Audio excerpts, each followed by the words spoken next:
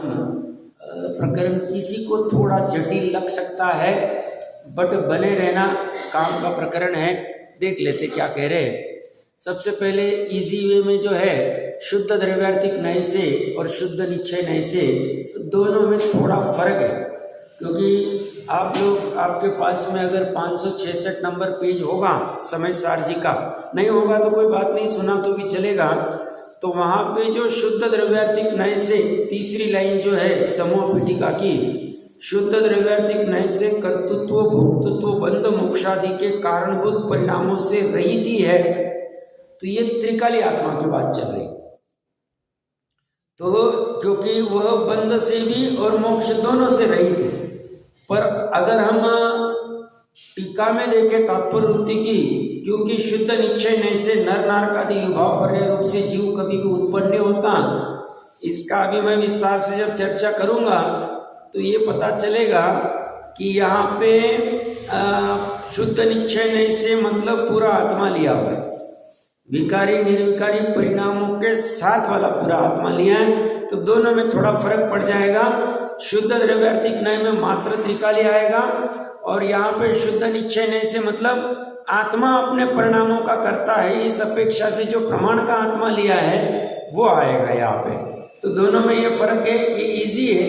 अब कहेंगे ये आपने शुद्ध निश्चय नय का अर्थ कैसे निकाला, तो हम अभी कुछ आधार देखेंगे, उससे पता चल जाएगा। क्रम नियमित का जो तीसरा प्रश्न था, डॉक्टर साहब के कल 2 प्रश्न थे। एक तो शुद्ध निश्चय नय का अर्थ 8वां नहीं करना कि 5 से 8 करना, और दूसरा था क्रम नियमित का अर्थ स्वामी जी ने कुछ किया है और हम क्या कर रहे हैं। तो क्रम नियमित को बाद में लेते हैं। शुद्ध निश्चय नय से नर नारकादि विभाव पर्याय रूप से जीव कभी भी उत्पन्न नहीं होता है।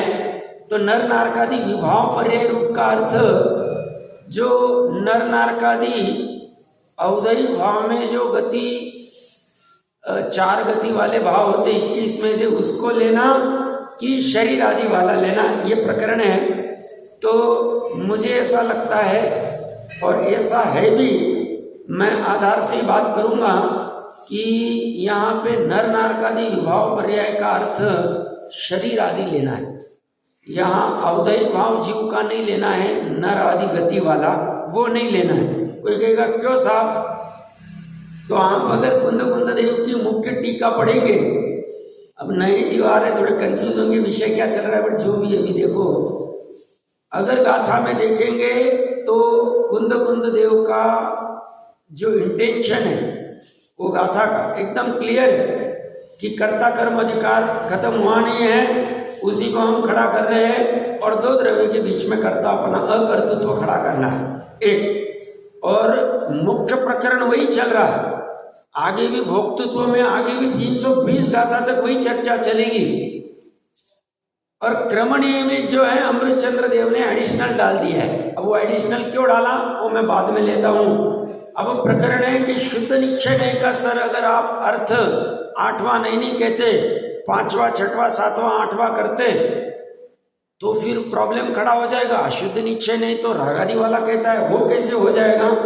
तो उसके लिए प्रवचन सार जी सामने होगा, 350 नंबर पेज 189 गाथा, 189 गाथा हम निकाले। प्रवचन सार नहीं होगा आपके पास, नहीं वो नहीं चलेगा। आपको एक प्रवचन सार जी दे दीजिए इनको, हाँ, और एक हाथ 2 ले लीजिए। 2-4 से आधार देखेंगे तो और क्लियर हो जाए।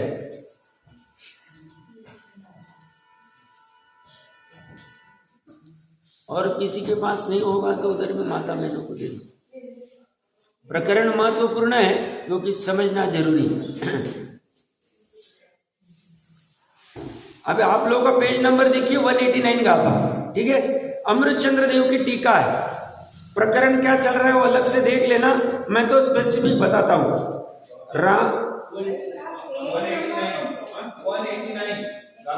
191वीं गाथा पेज नंबर 350 के आसपास होना चाहिए।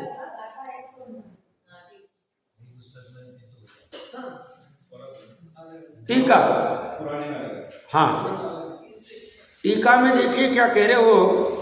अमृतचंद्र आचार्य देव कह रहे राग परिणाम ही आत्मा का कर्म है, आत्मा का कार्य, आत्मा का परिणाम है। वही पुण्य पाप रूप द्वैत है। पुण्य और पाप दो प्रकार का हो सकता है। आत्मा राग परिणाम का ही करता है, उसी का ग्रहण करने वाला है और उसी का त्याग करने वाला है। यह शुद्ध द्रव्य का निरूपण स्वरूप निश्चय है। क्या कह रहे हो? शुद्ध द्रव्य का निरूपण स्वरूप निश्चय है। अपना प्रकरण क्या चल रहा है? जैसे नाचार्य देव की टीका में सब शुद्ध निश्चय नहीं से नर नारकादि कह रहे, तो ये आठवां नहीं होना चाहिए। परम शुद्ध निश्चय ने मतलब अनंत गुणों का समरूप द्रव्य ही होना चाहिए। रागादि को उसमें बीच में घुसाओ मत, अशुद्ध निश्चय ने को लो मत। अब ये कथन क्यों चल रहा है? क्या प्रकरण चल रहा है? अब वो नीचे फुट नोट भी पढ़ेंगे हम।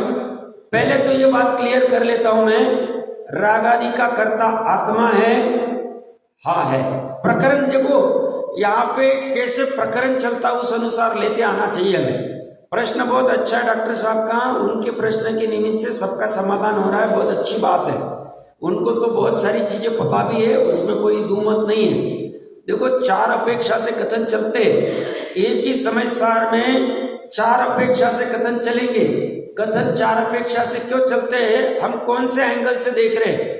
हम वस्तु को इस एंगल से देख रहे, इस एंगल से देख रहे, पीछे से देख रहे, आगे से देख रहे, क्योंकि वस्तु अनेकांतमयी है और वो एंगल देखते आना चाहिए, आपको बराबर पकड़ते आना चाहिए। जैसे मैं बहुत बार उदाहरण भी देता हूं कि लव और कुश अयोध्या में, तो कोई पूछेगा सब किसका लड़का है, तो कहेंगे राम का लड़का है। जनक के यहाँ पे जाएंगे, नाना के यहाँ पे, तो किसका लड़का है, तो कहेंगे सीता का लड़का है। और अगर दोनों के साथ में मिलेंगे तो कहेंगे राम और सीता के लड़के। और निरपेक्षता देखेंगे तो कोई किसी का लड़का होता ही नहीं, कोई किसी का पुत्र है ही नहीं, ये तो चल ही रहा है प्रकरणी, कोई किसी को उत्पन्न करता नहीं। तो चार विवक्षा से कथन चलता है। अब यहाँ की विवक्षा अलग है। 320वीं गाथा में ये बार बार कह रहे हैं आत्मा अपने परिणामों का करता है, अपने स्वयं से क्रम नियमित अपने परिणाम से उत्पन्न होता है।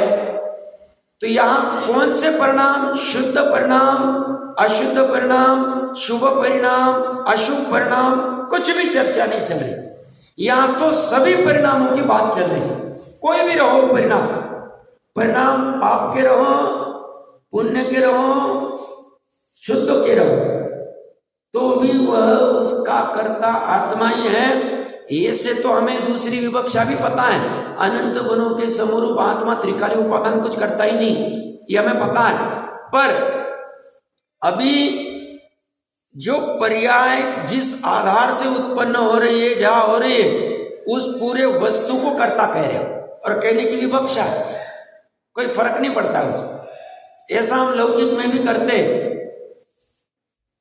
तो कहने की बात यह है कि यहां पे क्या कह रहे हैं? पहली मतलब अच्छे से हमने पढ़ा है, शुद्ध द्रव्य का निरूपण स्वरूप निश्चय नहीं। क्या? राग परिणाम आत्मा, आत्मा राग परिणाम का ही करता है, उसी का ग्रहण करने वाला, उसी का त्याग करने वाला। ग्रहण भी वही कर रहा है, आत्मा ही कर रहा है। कौन आत्मा? शुद्ध द्रव्य का निरूपण स्वरूप, मतलब रागादि का आत्मा शुद्ध नहीं से है, ये कथन कर रहे हैं। निश्चय नहीं लिखा है, अशुद्ध निश्चय नहीं लिखा। अब पढ़ना अच्छे से, अमृतचंद्र लिख रहे। तो फिर साहब ये आधार देके आप क्या प्रूव करना चाहते हैं?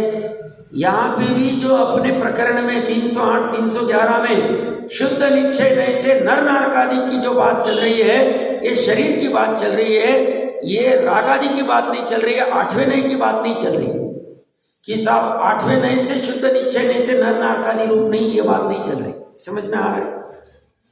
अब नीचे की लाइन पढ़ते क्या कह रहे वहीं पे प्रवचन सार जी। और जो पुद्गल परिणाम आत्मा का कर्म है, पुद्गल परिणाम मतलब द्रव्य कर्म, द्रव्य कर्म जो आत्मा का कर्म है वही पुण्य पाप रूप द्वैत है। पुण्य कर्म और पाप कर्म 168 प्रकृतियों में से 100 पुण्य वाली पाप वाली है और 68 पुण्य वाली। तो उन द्वैत है, आत्मा पुद्गल परिणाम का करता है,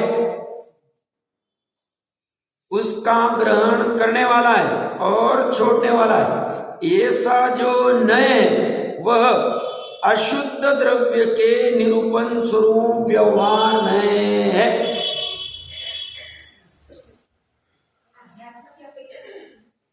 पराकाष्ठा है, अध्यात्म की पराकाष्ठा। मैंने दोनों आधार बता दिए। तो द्रव्य कर्म का करता है आत्मा है। जैनी का ठिकाना नहीं, अरे ठिकाना नहीं, वस्तु ऐसी और समझाने के लिए हमें अलग अलग अपेक्षा से समझानी पड़ेगी। जैनी जब कहता है कि आत्मा द्रव्य कर्म का करता है, हाँ है, कैसे है? अशुद्ध द्रव्य के निरूपण स्वरूप व्यवहार नहीं से है। आत्मा राग का करता है, हाँ है। राग कौन सा? जीव में जो हो रहा है, चारित्र का जो विकार हो रहा है, चारित्र का जीव का विकार हो रहा है, उसका करता है, हाँ है। कौन से नहीं से है? शुद्ध द्रव्य का निरूपण स्वरूप निश्चय नहीं से है। अशुद्ध निश्चय नहीं कह रहे। आप अच्छे समझना, वापस से पढ़ना। इसकी चर्चा अगर स्वामी जी की होगी वो भी सुन लेना, समझ लेना। मैंने तो नहीं पढ़ी है, बट लगभग वो यही बात नीचे। ये तो बहुत फेमस गाथा है 189 में। राग का आत्मा करता शुद्ध नहीं से है, अशुद्ध नहीं से नहीं है। और अमृत चंद्र कह रहे, कोई जयचंद वैचंद नहीं कह रहे, कोई श्रावक नहीं कह रहा। अब नीचे की फुटनोट पढ़ लेते हैं। फुटनोट में क्या कह रहे हैं? निश्चय नए मात्र स्वद्रव्य के परिणाम को बतलाता है। अब स्वद्रव्य का परिणाम शुभ की अशुभ, विकारी की निर्विकारी, उसकी नहीं चर्चा चल रही। वो कह रहे हैं मात्र स्वद्रव्य के परिणाम को बतलाता है, इसलिए उसे शुद्ध द्रव्य का कथन करने वाला कहा है। हाँ, अपेक्षा समझनी चाहिए। जोर लगेगा, हमें प्रवचन सारथी लेना है। गजब ग्रंथ, गजब। क्या कह रहे हो?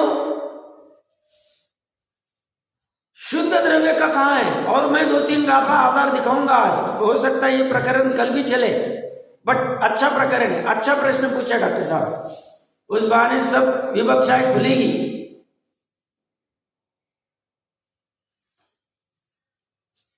राग आदि कथनचित स्वभाव भी कहा है जीव का। अब मैं बताऊंगा आधार। यही प्रवचन सार जी में 5-7 आधार चलेंगे अपने। हम आराम से जा रहे हैं ताकि आप लोगों को सोचने का भी समय मिले, अलग से भी देख लेना। क्यों कहा? स्वद्रव्य का परिणाम है वो। उसको अशुद्ध कब कहा हमने अशुद्ध निश्चय नहीं से जीव राग आदि का करता है। 5वां नहीं क्या कहता है?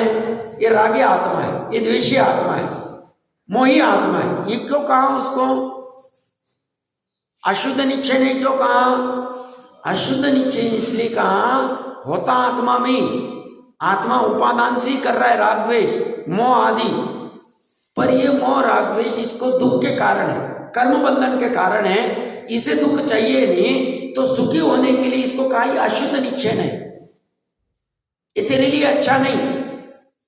तो एकदेश शुद्ध निश्चय नहीं, सर्वशुद्ध निश्चय नहीं और परम शुद्ध निश्चय नहीं की तरफ जा।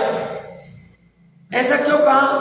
क्यों तू इस अपद में सुखी मत हो, ये तेरी दुख की अवस्था का कारण है राग द्वेष। इसलिए वहां पे अशुद्ध निश्चय नहीं से उसको कहा। यहां पे शुद्ध निश्चय नहीं से क्यों कह रहे राग द्वेष को? क्योंकि ये जीव में उत्पन्न होगा, जीव का स्वभाव है। स्वयं के स्वतंत्र षटकारक से पर्याय उत्पन्न होती है। राग रूप हो रहे ना, क्या करेंगे उसको? प्रकरण अभी अलग चल रहा है। अभी प्रकरण सुखी दुखी होने की अपेक्षा से नहीं, प्रयोजन की अपेक्षा से नहीं, क्या हो रहा है उस एंगल से हम देख रहे हैं। तो वो कह रहे हैं उस एंगल से ये जीव का स्वयं का परिणाम है, इसलिए शुद्ध द्रव्य का कथन करने वाला कहाँ है? अशुद्ध द्रव्य का नहीं।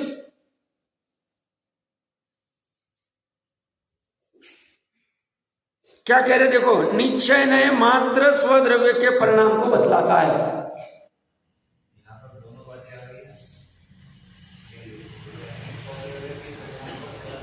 हाँ हाँ हाँ, तो इसमें दोनों बातें आ गई ना, परिणाम को बतलाता है, शुभाशुभ भी हो सकते हैं, शुद्ध भी हो सकते हैं। और वो तीनों को शुद्ध निश्चय नहीं की बात कर रहे, शुद्ध द्रव्य का निरूपण करने वाला कह रहे। अपना प्रकरण कहां से चल रहा है? अपना प्रकरण भी परिणाम का ही चल रहा है। जीव अपने परिणाम का करता है, अजीव नहीं, अजीव के नहीं। प्रकरण भी वही, हम प्रकरण से हट नहीं रहे। समझ में आ रहा है? हमें ये मिलान करते आना चाहिए। इसलिए एक शास्त्र नहीं 10 शास्त्र पढ़ने चाहिए। देखो अभी महिमा आएगी अपने।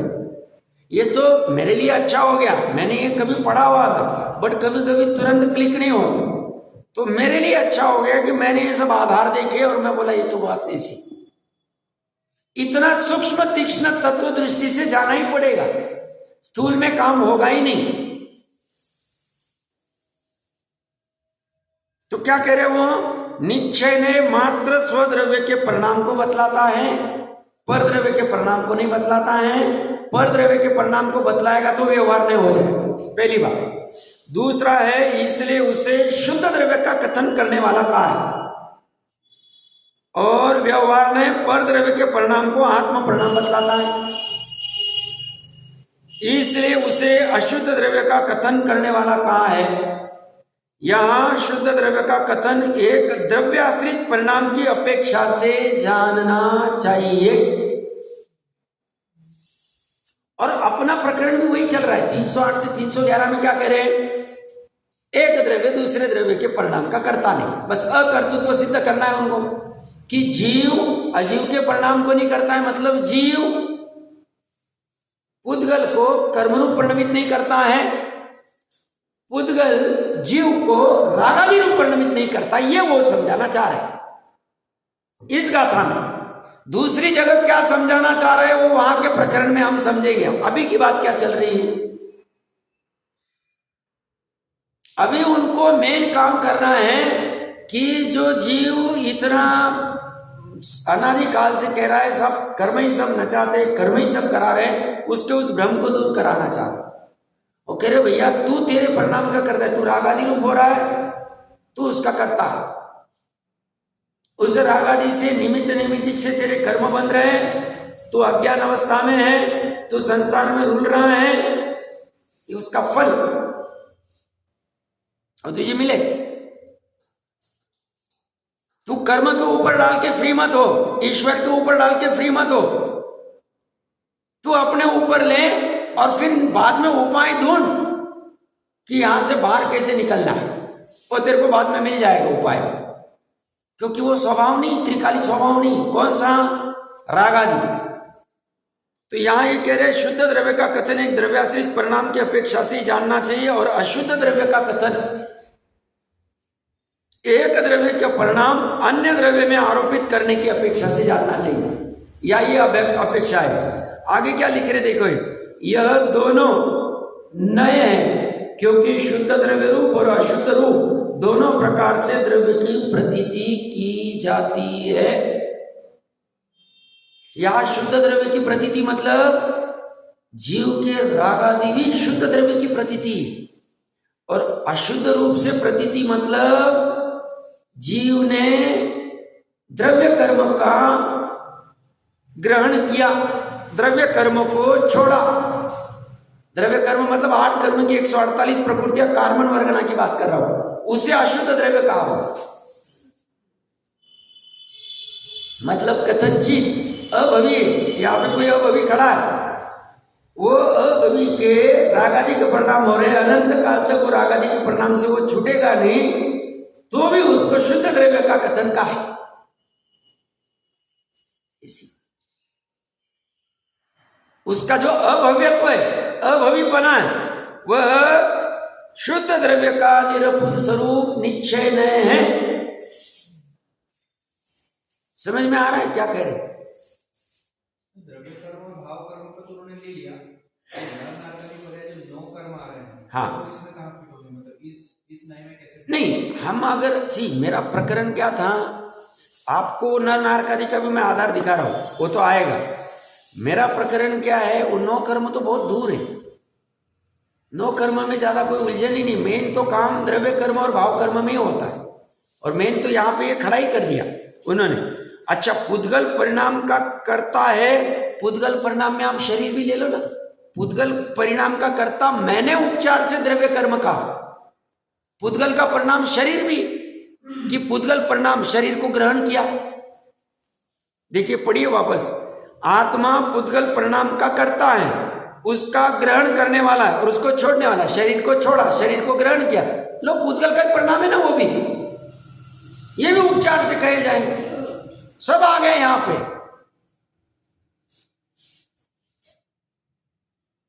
प्रॉपर फिट होगा अपने प्रकरण से, एकदम फिट। और 2-4 आधार मिलेंगे। आधार है प्रवचन सार जी में, बहुत अच्छे आधार आए। ये दोनों नए हैं, क्योंकि शुद्ध द्रव्य रूप और अशुद्ध, मतलब अभवी को भी चिंता नहीं करना। वो कह रहे शुद्ध द्रव्य रूप निरूपण स्वरूप निश्चय नहीं, ये बात जुदा है। संसार में बेचारा अनंत काल तक घूमता ही रहेगा, दुखी रहेगा, आकुलित रहेगा। 5 इंद्रिय के विषय के सुख मिलेंगे, छूटेंगे, मिलेंगे, छूटेंगे, अनुकूलता आएगी, प्रतिकूलता आएगी। बट जैसा शाश्वत सिद्ध अवस्था में जो सिद्ध अवस्था प्रकट कर चुके और हम जैसे सभी भवी जीव अभी थोड़ी काल में करने वाले, वैसा वो नहीं कर पाएगा। उस अपेक्षा से उसको कहा, यार वो तो बहुत मतलब अच्छा जीव नहीं है या दुखी जीव है, देखो उसका ऐसा कैसे हो गया, अपन ऐसा इस अपेक्षा से। बाकी तो ये प्रकरण के अनुसार देखेंगे तो शुद्ध द्रव्य आ जाए। बात समझना अच्छे से। ये भी विवक्षा है, देखो ऐसी, मतलब क्या क्या गजब। इसीलिए पंच परमागम गजब काम कर गए। समय सार जी, प्रवचन सार जी और पंचाष्टिकाय जी। नियम सार तो स्वयं के लिए लिखा, अष्टपौर जी तो चरनानी हो गए। ये तीनों को रत्नत्रयी जो कहा है, गजब काम। घुसना चाहिए, 50 बार पढ़ना चाहिए। देखिए आगे क्या करें। दोनों प्रकार से द्रव्य की प्रतीति की जाती, दोनों प्रकार से कर सकते हैं, किंतु यहां निश्चय ने साधक तक उत्कृष्ट साधक होने से ग्रहण किया गया।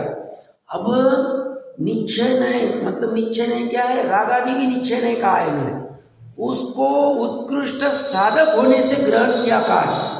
अब नीचे फुटनोट में और विशेष कहेंगे वो, क्योंकि साध्य के शुद्ध होने से द्रव्य के शुद्धत्व का प्रकाशक द्योतक होने से निश्चय नहीं साधकतम है, किंतु अशुद्धत्व का द्योतक व्यवहार में साधकतम नहीं।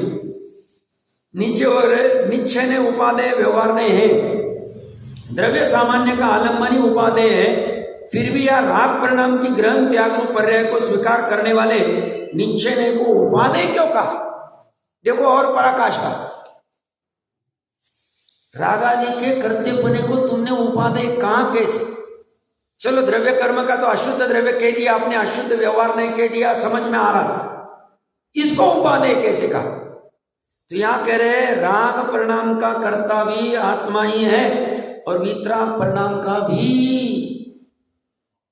अज्ञान दशा भी आत्मा स्वतंत्रता करता है और ज्ञान दशा भी, मतलब वर्तमान में हम अज्ञानी है तो होनार अपेक्षा से क्या कहेंगे साहब, हमारी होनारी ऐसी थी, हमारी काल लब्धि आई नहीं, अभी अज्ञान वाली है हमारी काल लब्धि, हमारी काल लब्धि ज्ञान वाली बाद में आने वाली, पता नहीं साहब, हमें कोई निमित्त नहीं मिल रहा है साहब। उसको कहेंगे भैया शांति रख, ये देख अज्ञान दशा के तू स्वयं कर रहा है, स्वतंत्रता है तू कर रहा है, तू उसके लिए प्रयास नहीं कर रहा है।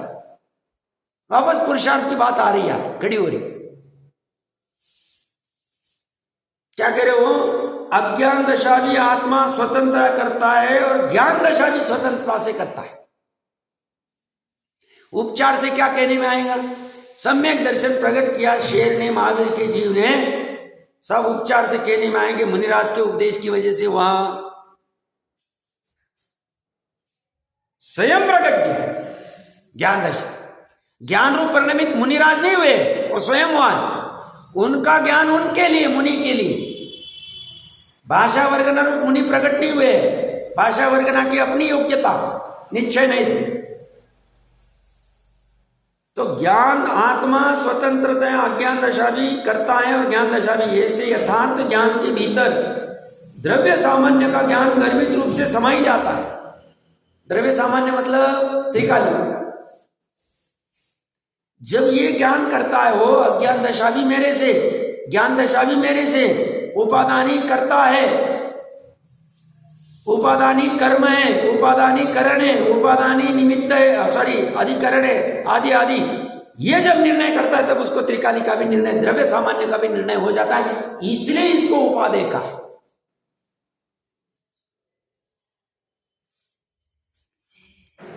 द्रव्य सामान्य का ज्ञान गर्भित रूप से समाई जाता है। यदि विशेष का भलीभांति यथार्थ ज्ञान हो, विशेष मतलब ये जीव में क्या क्या होता है, राग भी होते हैं, निर्मल पर्याय भी होती है, गुण भी होते हैं, आदि आदि, इसका भलीभांति यथार्थ ज्ञान हो तो यह विशेषों को करने वाला सामान्य का ज्ञान होना ही चाहिए। मतलब दृष्टि के द्रव्य का ज्ञान भी साथ में होगा ही। और ऐसे जीव को फिर उपादेय का, सामान्य से विशेष बलवान और विशेष और सामान्य का संबंध होता है। द्रव्य सामान्य के ज्ञान के बिना पर्यायों का यथार्थ ज्ञान हो ही नहीं सकता। इसलिए तो कल डॉक्टर साहब कह रहे थे ना कि जिसको द्रव्य सामान्य का ज्ञान है, जिसको स्वानुभूति है, उसी को क्रमबद्ध का यथार्थ ज्ञान है। तो विशेष पर्याय का ज्ञान मतलब क्रमबद्ध भी पर्यायी, उसका ज्ञान तभी हो सकता है। इसलिए उपरोक्त निश्चय में द्रव्य सामान्य का ज्ञान गर्भित रूप से समा ही जाता है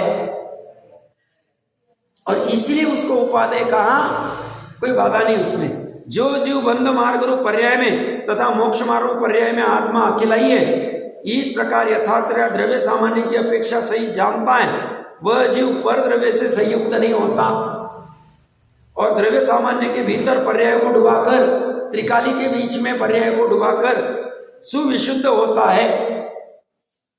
इस प्रकार पर्याय के यथार्थ ज्ञान में द्रव्य सामान्य का ज्ञान अपेक्षित होने से और द्रव्य पर्याय के यथार्थ ज्ञान में द्रव्य सामान्य का आलंबन रूप अभिप्राय अपेक्षित होने से उपयुक्त निश्चय को उपादेय कहा है। मतलब जीव रागादि का करता है, इसको उपादेय कहा। शुद्ध निश्चय नहीं का कहा, शुद्ध द्रव्य का निरूपण स्वरूप निश्चय ने कहा। उसमें हमारा कुछ गर्भित है कि इसमें तुम्हें द्रव्य सामान्य का भी ज्ञान आ गया, पर्याय का भी ज्ञान आ गया, विशेष का भी ज्ञान आ गया, क्रमबद्ध का भी ज्ञान आ गया हमारे प्रकरण के अनुसार। यहां तक किसी को कोई शंका तो विशेष में क्षणिक उपादान, हाँ ठीक चलेगा। विशेष में क्षणिक उपादान भी ले लो, क्रमबद्ध भी ले लो, पर्याय का विशेष ज्ञान ले लो। जो द्रव्य सामान्य का ज्ञान है, द्रव्य सामान्य में गुण भी है भेद रूप में और प्रमाण के विषय में पर्याय भी, इनका ज्ञान भी हो गया तो उसको द्रव्य सामान्य का भी ज्ञान हो जाएगा। द्रव्य सामान्य का यथार्थ ज्ञान हुआ, पर्याय का भी ज्ञान यथार्थ हुआ, अविनाभावी दोनों। इसलिए तो मैंने ये पूरी गाथा इसलिए पढ़ाई कि जीव रागादि का कर्ता शुद्ध नहीं से है, ऐसा कोई कहे तो कोई बाधा नहीं लेनी चाहिए। मैं और 2-3 अच्छे आधार दूंगा, अभी भी बात करते हैं तो कोई चिंता नहीं करनी। हाँ पता है, बस हमें अपेक्षा खींचती आनी चाहिए। मैंने क्रम नियमित की जो अपेक्षा खोली, कल मैंने चर्चा भी की 1-2 विद्वानों के साथ में, तो बोले आपने जो क्रम नियमित की बात कही ये कई जिनागम में नहीं बैठती। मैंने क्रम नियमित का स्वामी जी ने अर्थ क्या किया, क्रमबद्ध किया। मतलब उसमें सिर्फ पर्याय लिए उन्होंने, उत्पाद व्यय। मैंने क्या लिया, क्रम में उत्पाद व्यय ले लिया और नियमित में द्रव्य ले लिया। द्रव्य भी परिणाम है, बराबर बैठती, वो भी बैठा के दिखाऊंगा मैं वापस एक बार, चलेगा। आपको बस वस्तु स्वरूप के अनुसार अर्थ करते आना चाहिए। वस्तु स्वरूप के अनुसार आप अर्थ कर पाते हो और मात्र यही अर्थ रहेगा, ऐसी बात नहीं। हाँ, अगर वो बराबर मिलान हो रहा है और आप पकड़ पा रहे हो भाव अच्छे से, चले। क्योंकि क्रम में एक के बाद एक और बद्धता आई हुई, क्रम का अर्थ ही वही। हम जब कहते क्रम से आओ, 1 से 50 नंबर क्रम से आओ फटाफट, तो इसका अर्थ एक के बाद दो आएगा, दो के बाद तीन आएगा, क्रम में वो गर्भी थी। अलग से नियमित में बद्ध कहने की आवश्यकता नहीं, कहा भी तो कोई बाधा नहीं, बट उसमें ध्रुवता छूट जा रही है और नियमित में नियतपना आ रहा है, ध्रुवता आ रही, और ये दोनों परिणाम अपने द्रव्य में होते ही रहते। उत्पाद भी होता है, ध्रुवता भी होती, और ये परिणाम ध्रुवता भी जीव का परिणाम है, मात्र उत्पाद वे नहीं। उत्पाद वे भी जीव का परिणाम है, मात्र द्रव्य नहीं। इसलिए कुंद देव ने 308 गाथा में गुण की बात की, 309 गाथा में पर्याय की बात की। दोनों लेना चाह रहे हो, क्योंकि हम एकांती नहीं, हम मात्र क्षणिक नहीं मानते वस्तु को, मतलब उत्पाद वे वाला, मात्र अद्वैत नहीं मानते हैं, त्रिकाली नहीं मानते, हम दोनों के साथ में मानते हैं।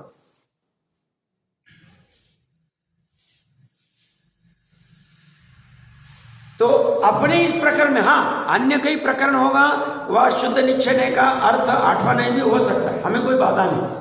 अब यहां पे गाथा 46 प्रवचन सारी 77 नंबर पेज,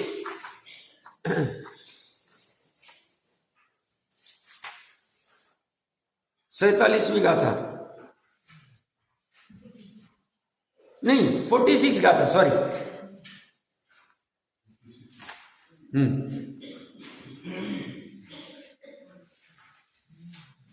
हाँ 77 नंबर पेज मिल गया। देखिए अन्वयार्थ क्या कह रहे, यदि ऐसा माना जाए कि आत्मा स्वयं स्वभाव से, अपने भाव से शुभ या अशुभ नहीं होता, शुभाशुभ भाव में परिणमित नहीं होता है, तो समस्त जीवनिकाय के संसार में विद्यमान नहीं, ऐसा सिद्ध होगा। शुभ अशुभ को स्वभाव कह रहे अभी देखिए आगे कह रहे, बता रहे ठीक है। यदि एकांत से ऐसा माना जाए कि शुभाशुभ भाव रूप से स्वभाव में, अपने भाव में आत्मा स्वयं परिणमित नहीं होता, तो यह सिद्ध हुआ कि वह सदा ही सर्वथा निर्विकार शुद्ध स्वभाव से अवस्थित है, मतलब उसमें अशुद्धता है ही नहीं। और इस प्रकार समस्त जीव समूह समस्त बंध कारणों से सही रही सिद्ध होने से संसार अभावरूप स्वभाव के कारण नित्य मुक्तता को प्राप्त हो जाएंगे, मतलब संसार रहेगा ही नहीं, सभी मुक्त हो जाएंगे, सभी मुक्त रहेंगे, अर्थात नित्य मुक्त सिद्ध होंगे। किंतु ऐसा स्वीकार नहीं किया जा सकता, क्योंकि आत्मा परिणाम धर्म वाला होने से, अपना भी प्रकरण परिणाम का ही चल रहा है, आत्मा परिणाम धर्म वाला होने से, जैसे स्फटिक मणि जपा कुसुम और तमाल पुष्प के रंग रूप स्वभाव युक्तता से प्रकाशित होता है, उसी प्रकार उसे आत्मा के शुभाशुभ स्वभाव युक्तता प्रकाशित होती थी। शुभ और अशुभ स्वभाव युक्तता है। जैसे स्फटिक मणि लाल और काले फूल के निमित्त से लाल काले स्वभाव में परिणमित दिखाई देता है, उसी प्रकार आत्मा कर्म उपाधि के निमित्त से, कर्म उपाधि मतलब द्रव्य कर्म के निमित्त से शुभ अशुभ स्वभाव रूप परिणमित होता हुआ दिखाई देता है। शुभ अशुभ भी स्वभाव है, क्षणिक स्वभाव है, त्रिकाली स्वभाव नहीं,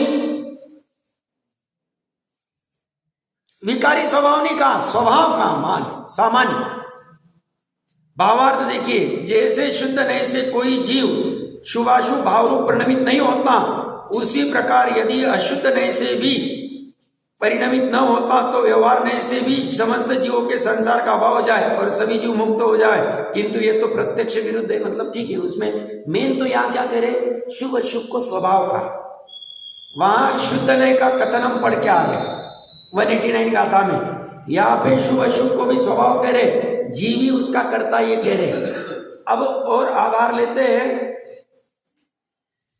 गाथा 122 पेज 240।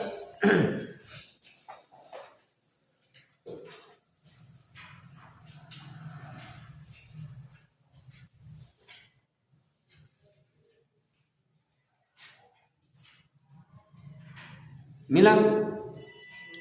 अब हाँ 240 41 जो भी होगा आपका।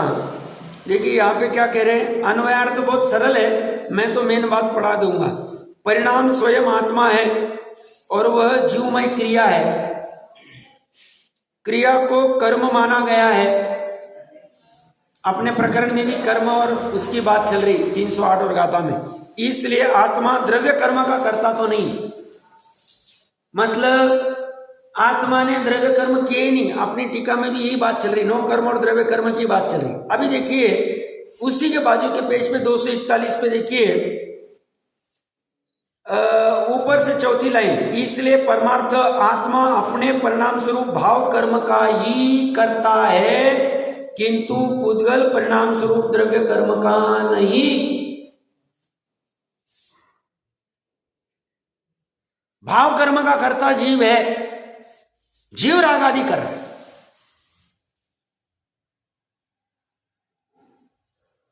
और ये उसकी परिणति है, ये वहां पे क्लियर करे, करता नहीं इतना। फिर गाथा 123 उसके बाजू में ही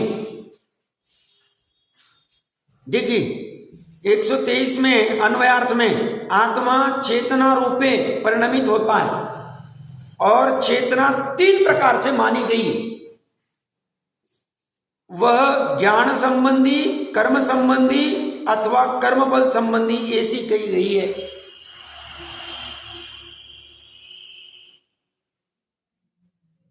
वहां पे टीका में देखेंगे जिससे चैतन्य व आत्मा का सर्वधर्म व्यापक बना है, उससे चेतना ही आत्मा का स्वरूप है। उस रूप वास्तव में आत्मा परिणमित होता है। आत्मा का जो कुछ भी परिणाम हो वह सभी चेतना का उल्लंघन नहीं करता, अतः आत्मा का कोई भी परिणाम चेतना को किंचित मात्र नहीं छोड़ता है, बिना चेतना के बिल्कुल नहीं होता है, ऐसा तात्पर्य। चेतना ज्ञान रूप 1, जानने रूप 2, कर्म रूप, कर्म मतलब उसका राग आदि भाव कर्म कहो या जो भी कुछ कहो, और कर्म फल मतलब सुख दुख की अवस्था। कर्म का फल मिलने के बाद दुखी हो रहा है, सुखी हो रहा है, यह 3 प्रकार की चेतना कही है। और तीनों जीव के हो रहे, जीव उसका करता है। उसमें ज्ञान परिणति, ज्ञान रूप से परिणति वह ज्ञान चेतना है, कर्म परिणति वह कर्म चेतना है, भाव कर्म, और कर्म फल चेतना वह कर्म चेतना है, कर्म फल चेतना है। अब इनका स्वरूप क्या है नीचे ही पढ़ते हैं। अन्वया अर्थ विकल्प वह ज्ञान है, मतलब स्व पर पदार्थों का भिन्नपना जानना वह ज्ञान है। ये किसका परिणाम है? जीव का। जीव के द्वारा जो किया जा रहा हो वह कर्म है। जीव के द्वारा क्या किया जा रहा है? जीव के द्वारा केवल ज्ञान भी किया जा सकता है, सम्यक ज्ञान भी किया जा सकता है और मिथ्या ज्ञान भी किया जा सकता है। जीव के साथ द्वारा वितरागता भी की जा सकती है और राग द्वेष भी किया जा सकता है, वो उसका कर्म है, उसमें हो रहा है 2। और वह अनेक प्रकार का है, कर्म अनेक प्रकार का है। क्यों? मोह रूप है, राग रूप है, द्वेष रूप है, मिथ्यात्व रूप है, सम्यक दर्शन रूप है, सम्यक ज्ञान रूप है, अवधि ज्ञान रूप है, मन पर ज्ञान रूप, बहुत सारे कर्म हो सकते। ज्ञान तो ऊपर आ गया, बट यहां नीचे सुख अथवा दुख वह कर्मफल कहा गया। कर्मफल क्या है? सुख दुख भी जीव का ही है, पर द्रव्य का नहीं है, जीव का स्वयं से। और इसमें 126वीं गाथा लेके 247 पेज बाजू में ही है, 126। देखो गजब कह रहे हम कुंद देव क्या कह रहे अन्वयार्थ में? यदि श्रमण मतलब सामान्य हम कहते मुनि, बट यहाँ सामान्य शब्द, कर्ता करण कर्म और कर्मफल आत्मा है ऐसा निश्चय वाला होता हुआ अन्य रूप परिणमित ही नहीं हो तो वह शुद्ध आत्मा को उपलब्ध करता है। शुद्ध आत्मा को कब उपलब्ध करेगा? अगर वो निश्चय वाला हो। निश्चय वाला हो मतलब कि आत्मा के जो परिणाम है उसका कर्ता आत्मा ही, आत्मा का जो परिणाम करने का कारण साधन है वह आत्मा ही, आत्मा का जो कर्म क्रिया कार्य वो आत्मा ही है, और आत्मा को जो फल मिला सुख दुख वह आत्मा है, ऐसा जो निश्चय करता है। अब इसमें अपने को अर्थ खुलेगा नहीं, बट अमृत चंद्र देव की टीका पढ़ेंगे तो उन्होंने गजब किया। उन्होंने राग आदि भी स्वभाव से होता है यह खड़ा किया है। देखिए हम पढ़ते, थोड़ी सी भाषा कठिन लगेगी बट पढ़ते टीका। जो पुरुष इस प्रकार कर्ता करण कर्म और कर्मफल आत्मा ही है, यह निश्चय करके निर्णय करके वास्तव में परद्रव्य में परिणमित नहीं होता, वही पुरुष जिसके द्वारा परद्रव्य के साथ संपर्क रुक गया, मतलब अपने त्रिकाली स्वभाव में, मतलब अपने द्रव्य क्षेत्र काल भाव में संतुष्ट हो गया और जिसकी पर्याय द्रव्य के भीतर प्रलीन हो गई, ऐसे शुद्ध आत्मा को उपलब्ध करता है, परंतु अन्य कोई ऐसे शुद्ध आत्मा को उपलब्ध नहीं करता। अभी इसका स्पष्टीकरण देखिए। स्पष्टीकरण में ये आगे का पैराग्राफ बहुत महत्वपूर्ण है, बड़ा वाला। यहां पे देखिए क्या कह रहे हैं, जब अनादि सिद्ध पौद्गलिक कर्म की बंधन रूप उपाधि की निकटता से, निकटता मतलब निमित्त, किसकी निकटता? पौद्गलिक कर्म मतलब द्रव्य कर्म, उपाधि मतलब औपाधिक भाव, औदैहिक भाव, उदय वाला, अनादि सिद्ध है, किसी ने नए से बांधे नहीं। टोडरमल जी ने कहा ना कि कर्म पहले बंधे कि जीव ने राग द्वेष पहले किया, बोलते दोनों का अनादि सिद्ध है। ये पहले कि वो पहले, अंडा पहले कि मुर्गी पहले, कंफ्यूज मत करो, आप पकड़ लो। तो अनादि सिद्ध पौद्गलिक कर्म की बंधन रूप उपाधि की निकटता से, निकटता है, तादात्म्य में नहीं, निमित्त है, उत्पन्न हुए उपराग के द्वारा जिसकी स्वपरिणति रंजित थी, ऐसा मैं मतलब जीव, जीव क्या हुआ? उपराग के द्वारा रंजित हो गया। उपराग मतलब राग द्वेष उत्पन्न हो गए। क्यों हुए? तो निमित्त रूप में पौद्गलिक कर्म अनादि सिद्ध थे। मैं जपा कुसुम की निकटता से उत्पन्न हुए उपराग से, लालिमा से, उपराग मतलब राग द्वेष, जिसकी स्वपरिणति रंजित, रंगी हुई हो, ऐसे स्फटिक मणि की भांति पर के द्वारा आरोपित विकार वाला होने से, पर के निमित्त द्वारा आरोपित विकार वाला होने से संसारी था। तब भी, जब संसारी था तब भी, अज्ञान दशा में भी, मिथ्यात्व दशा में भी वास्तव में मेरा कोई भी संबंधी नहीं था। मतलब निमित्त ने मेरा कुछ काम किया, निमित्त करता और मैं कार्य, ऐसा कुछ नहीं था। अज्ञान अवस्था में भी संबंधी नहीं था, तब भी मैं अकेला ही करता था। किसका? रागादि का, उपराग का। किसके निकटता से? पुद्गल कर्म की निकटता से। तो कर्ता कौन है? मेरा कोई संबंधी नहीं था, मतलब मैं राग द्वेष कर रहा हूं, सब तुम मेरे ऊपर गुस्सा हुए इसलिए मेरे को राग द्वेष आ गया, क्रोध आ गया भैया। अब पराकाष्ठा की बात चल रही। ये कह रहे हैं अज्ञान अवस्था में मैं अकेला था, कोई संबंधी नहीं था, मैं अकेला ही करता था, क्योंकि मैं अकेला ही उपरोक्त चैतन्य रूप स्वभाव से स्वतंत्र था। राग को क्या कह रहे हैं? चैतन्य रूप स्वभाव। मैं इसके लिए पढ़ा रहा हूं, पकड़ में आ रहा है? कितने आधार चल रहे हैं अपने? 5-7 गाथाओं के आधार देंगे, गजब है। इसलिए वस्तु स्वरूप को मात्र शुद्धात्मा की बातें चलने दो साहब, उससे नहीं पकड़ में आए। भ्रम दूर करो, जल्द से जल्द गोमट सार भी खड़े करो, चरणान योग भी लो, और ये बाकी के भी ग्रंथ पढ़ो। एक सिर्फ शुद्ध आत्मा से काम ही नहीं होगा तुम्हारा। स्वामी जी ने कभी ऐसा कहा नहीं। उन्होंने 34-38 ग्रंथ पढ़े भरी सभा में। हमने भ्रम किया बस समय सार पढ़ के हमारा काम हो जाएगा, नहीं होगा काम। क्यों? ये अपेक्षा कहां से खुलेगी? एक ही शास्त्र में सभी अपेक्षाएं, सभी वस्तु स्वरूप का निरूपण हो ही नहीं सकता। इसीलिए तो 12 अंग बनाने पड़े उनको, 112 करोड़ पद में निर्माण करना पड़ा उनको।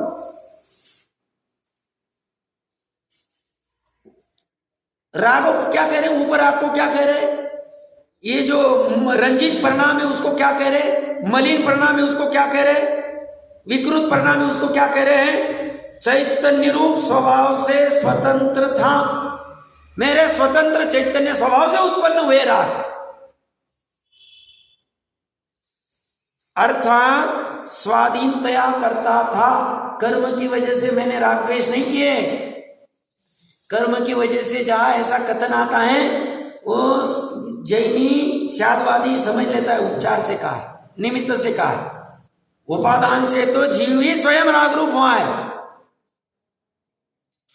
स्वयं मलिन हुआ है और स्वयं निर्मल होगा। चैतन्य रूप स्वभाव से स्वतंत्र अर्थात स्वाधीनता करता था। मैं अकेला ही कारण था। राग द्वेष का साधन कौन? मैं ही, क्योंकि मैं अकेला ही उपरुक्त चैतन्य रूप स्वभाव के द्वारा। ये ऊपर बार बार क्या कह रहे हैं? उपरक्त उपरक्त मतलब राग का जो चर्चा आ रही है, ये चैतन्य रूप स्वभाव मेरा है। उस स्वभाव के द्वारा साधकतम उत्कृष्ट साधक था। मैं साधकतम कह रहे, हम कह रहे हैं साधक, साधकतम, साधकतर, ऐसी स्टेजेस होती है। ये उत्कृष्ट साधन कह रहे इसको, राग द्वेष को। उस समय भी स्वभाव से था मैं, जिसको हमने अभी पढ़ा ज्ञान कर्म कर्म फल। तो जो मैं कर्म रूप हुआ है वो मेरा चैतन्य का ही स्वभाव है। इतनी सब पराकाष्ठा हम क्यों कर रहे, इतनी चर्चा? हम प्रकरण करना चाह रहे हैं कि जैसे ना आचार्य शुद्ध निश्चय का अर्थ 8वां नहीं कर रहे कि 5वां भी कर रहे, बस ये बात चल रही। समझ में आ रहा है? किसी कोई शंका? भैया भ्रमित हो रहे हैं। सच्चाई ये है कि हमारा चैव संस्था नहीं है, आप निकाले तो जो प्रकरण देखते हैं वो समझ आ जाता है, और उससे अपेक्षा विवक्षा में डाल तो सब फेल में हो जाता है। तो वो अलग से और बैठना चाहिए, पुरुषार्थ करना पड़ेगा। अभी आज जितना समझ में आया उतना समझ लो और अलग से बैठ जाओ और अलग से समझने का प्रयास करो, क्योंकि ये समझे बिना काम नहीं होगा। सूक्ष्म तीक्ष्ण तत्व दृष्टि, बात यही चली। ये क्या कह रहे हैं? मैं अकेले उपयुक्त चैतन्य रूप स्वभाव के द्वारा साधक तो साधन था। मैं अकेला ही कर्म था, क्योंकि मैं अकेला ही उपयुक्त चैतन्य रूप परिणमित होने के स्वभाव के कारण। राग मेरा स्वभाव है, चैतन्य रूप परिणमित होने के स्वभाव के कारण। और राग जो उत्पन्न हुआ है कब? अशुद्ध दशा में, वो मेरा स्वभाव है। आत्मा से प्राप्त होने योग्य था, और मैं अकेला ही सुख से विपरीत लक्षण वाला दुख नामक कर्म फल था, जो कि उपरोक्त चैतन्य रूप परिणमित होने के स्वभाव से उत्पन्न किया जाता है। तो ये दुख भी मेरा स्वभाव है, क्षणिक स्वभाव, त्रिकाली स्वभाव नहीं। राग भी मेरा कर्म है, क्षणिक कर्म है, क्षणिक स्वभाव वाला कर्म है। राग भी मेरा करण है, और राग का कर्ता भी मैं हूं, क्षणिक स्वभाव से, क्षणिक उपादान से, क्षणिक स्वभाव से नहीं करता हूं। ये वो यहां कहना चाहता। और नीचे फिर क्या किया उन्होंने, चाहिए तो सरसरी नजर से पढ़ लेते। अब जब मोक्ष अवस्था प्रकट हुई, सुख अवस्था प्रकट हुई, तो कर्ता, करण, कर्म और फल, ये चारों उन्होंने निर्मल इसमें भी घटित करके दिखाया। वो भी स्वभाव में ही, ये विकार भी स्वभाव है और ये निर्मल पर्याय भी स्वभाव है, ऐसा वो कहना चाह रहे इस गाथा। देखिए क्या कह रहे। और अब मतलब अब पिछली संसार अवस्था छोड़ दो, अब कुछ नया हुआ है। क्या हुआ? अनादि सिद्ध पौद्गलिक कर्म के बंधन रूप उपाधि की निकटता के नाश से, मतलब कर्म की निकटता खत्म हो गई, जिसकी सुविशुद्ध स्वाभाविक स्वपरिणति प्रकट हुई।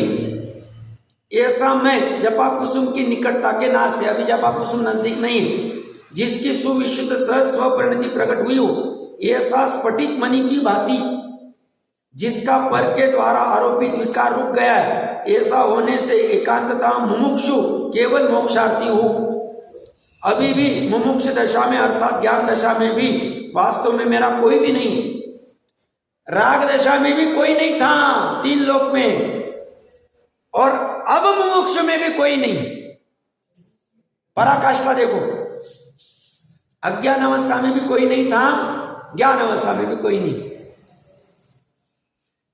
वास्तव में मेरा कोई भी नहीं है, अभी भी मैं अकेला ही करता हूं, क्योंकि मैं अकेला ही सुविशुद्ध चैतन्य रूप स्वभाव से स्वतंत्र हूं, अर्थात स्वाधीनतया करता हूं। मैं अकेला ही करण हूं, क्योंकि मैं अकेला ही सुविशुद्ध चैतन्य रूप स्वभाव से साधकतम हूं। मैं अकेला ही कर्म हूं, क्योंकि मैं अकेला ही सुविशुद्ध चैतन्य रूप परिणमित होने के स्वभाव के कारण आत्मा से प्राप्य हूं। और मैं अकेला ही अनाकुलता लक्षण वाला सुख नामक कर्म फल हूं, जो कि फल सुविशुद्ध चैतन्य रूप परिणमित होने के स्वभाव से उत्पन्न किया जाता है। इस प्रकार बंध मार्ग में तथा मोक्ष मार्ग में आत्मा अकेला ही है। इस प्रकार भाने वाला यह पुरुष परमाणु की भांति एकत्व भावना में उन्मुख होने से, अर्थात एकत्व के भाने में तत्पर होने से उसे परद्रव्य रूप परिणति किंचित नहीं होती। और परमाणु की भांति जैसे एकत्व भाव से परिणमित परमाणु के पर के साथ संयोग को प्राप्त नहीं होता, उसी प्रकार एकत्व को भाने वाला पुरुष पर के साथ संपृक्त नहीं होता। इसलिए परद्रव्य के साथ असंबंधता के कारण वह सुविशुद्ध होता है। और कर्ता करण कर्म तथा कर्मफल को आत्मा रूप से भाता हुआ वो पुरुष पर्याय से खंडित नहीं होता, इसलिए पर्याय के द्वारा संकीर्ण होने से सुविशुद्ध होता है। सामान्य जो भी 5-7 गाथाएं हमने देखी, अपने प्रवचन सार जी के जितने भी मुझे आधार देने थे मैंने दे तो दिए हैं, एक आध आधार ठीक है हो जाएगा। तो बात इतनी सी कहना चाह रहे हैं, ये प्रकरण में जो अपने समय सार में चल रहा है, कुंद देव इतना ही कहना चाह रहे हैं कि भाई जैसे ईश्वर मेरे सुख दुख का करता है, ईश्वर मेरी संसार अवस्था का करता है, जो भी अच्छी हो रही बुरी हो रही, वैसे ही द्रव्य कर्म मेरा करता है, न कर्म मेरा करता है। ये दोनों विपरीतता है। और इस विपरीतता का खंडन करने के लिए उन्होंने कहा जीव अपने परिणाम का करता है, अजीव अपने परिणाम। तो जीव अपने परिणाम का मतलब जीव अपने ज्ञान परिणाम का भी करता है, अज्ञान परिणाम का भी स्वयं करता है। जीव अपने वितराग परिणाम का भी स्वयं करता है, राग द्वेष परिणाम का भी स्वयं करता है। जीव अपने दुख का भी स्वयं करता है और सुख का भी स्वयं करता है। तीनों ले लिया हमने, ज्ञान भी ले लिया, कर्म भी ले लिया, कर्म फल भी ले लिया। और इस अपेक्षा से यह कह रहे शुद्ध निश्चय नहीं से नर नारकादि रूप नहीं है, मतलब नो कर्म रूप नहीं है और द्रव्य कर्म रूप भी नहीं है। ये जो अपना प्रकरण वहां कल चर्चा चली थी, मेन वो नो कर्म और द्रव्य कर्मों को उड़ाना चाहते, और वो भी उन्होंने क्यों उड़ाया? वैसे तो कुंद देव ने और अमृतचंद्र देव ने ये कोई टॉपिक ही नहीं खोला, उन्होंने तो बस जीव अजीव की बात करके खोल दिया। इन्होंने नो कर्म और द्रव्य कर्म खड़े किए क्योंकि आगे वो प्रकरण चलने वाला है।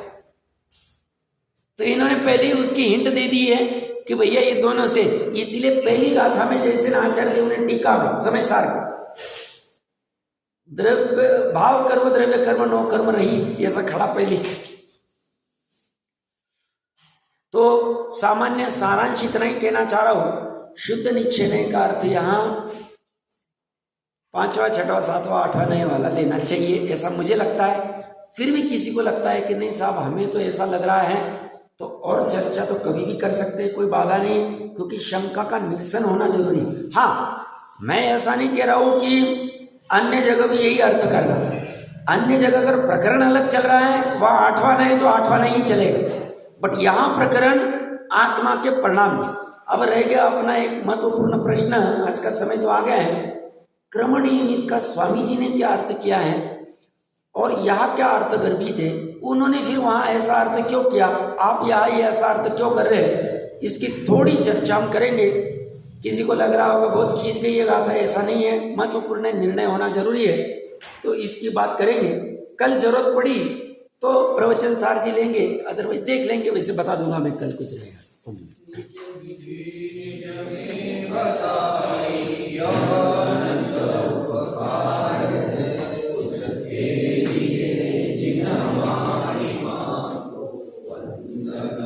शक्तवान